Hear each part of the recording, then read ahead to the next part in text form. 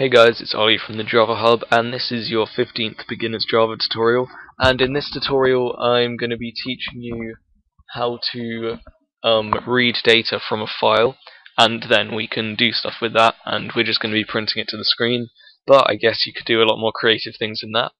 But to start out, I just have a Java class called files, and I've imported java.io.file and java.util.scanner, and you'll see why we do this in a minute. But first things first, you can minimize NetBeans, and on your desktop we're going to create a new text document, and we're just going to call this file. And now that that's on our desktop, we can open it up, and we're just going to write anything we want, like hello, this is how you read a file, and then we can file save that, and then we can just close it. And now that our file is on our desktop, we can set up Java so it can read it.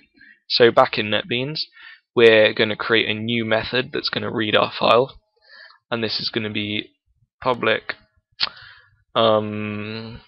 Actually, we're not going to do a method. We're going to do it inside the main method.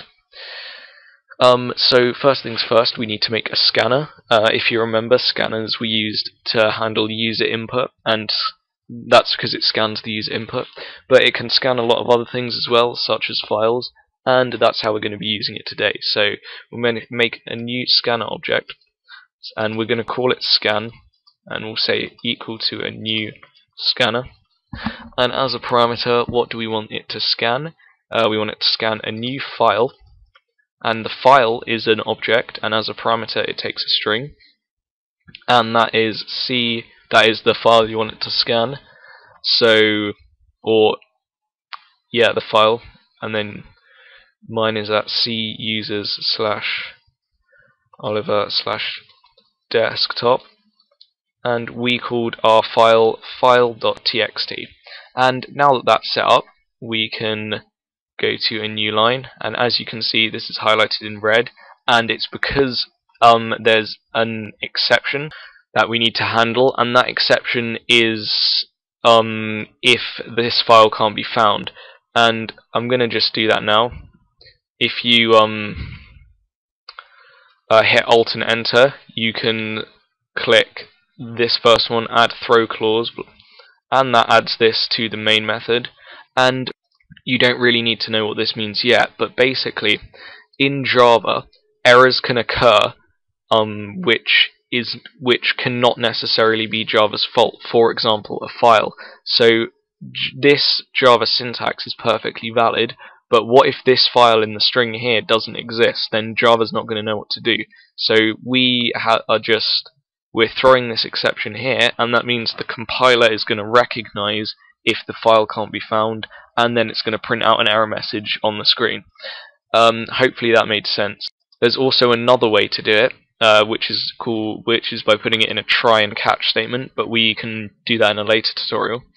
So now that we've created a scanner that's going to scan our file, we're going to create a something to print it out to the screen.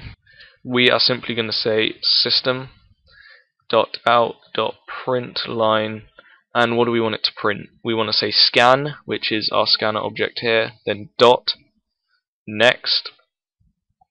Let's see, next line. There we go. And that is the next line of text in our file. So we can now run this. When we press run, as you can see, the output says, hello, this is how you read a file. And let me tell you again why this is. First of all, we've created a scanner object, and our scanner object is going to scan the file that we want it to read. So as a parameter, we've created a new file object and given a string, which is the location of the file we want to scan. And because there could be an error with this file, like the file doesn't exist or it can't be found, we need to throw an exception to the Java compiler, so if the file can't be found, the compiler can deal with it and print out an error message to us. We've then simply done system.out.println, and we've accessed our scanner object, which scans the file, and said next line, which is the next line, which is the first line here. But now I'm just going to teach you something else, and that is if there's more than one line. So what if we have a second line saying, and this is a second line, ... and I'm just going to file save that, and if we come back into NetBeans again and run this, as you can see, it says, hello, this is how you read a file, and it hasn't printed out that second line, because all we have here at the moment is it's going to scan the next line and print that out. So how do we do that? Well, we're going to remove this so I can explain it better, and what we're going to say is we're going to make a while loop. So while something is true, while our condition is true, it will do this block of code, and we want to say while our file still has a next line. So while scan dot has, this is a built-in method, has next line. There we go. So whilst off the scanner, whilst our scanner, which is scanning the file, so in other words, while our file has a next line, we're going to print out that line. So system out print line, and then we've just done this scan.next line. So let me tell you what's going to happen.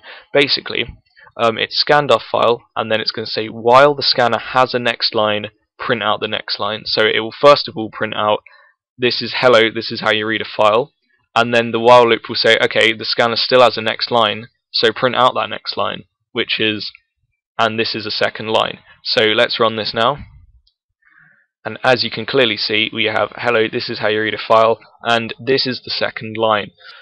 And hopefully all of that made sense. Please leave a comment, or on my profile, on the forums, anywhere you want to leave them, if you have any questions. And please head over to the forums, make an account there, and you can basically just hang out with other people and post questions, post just random topics, whatever you want to do.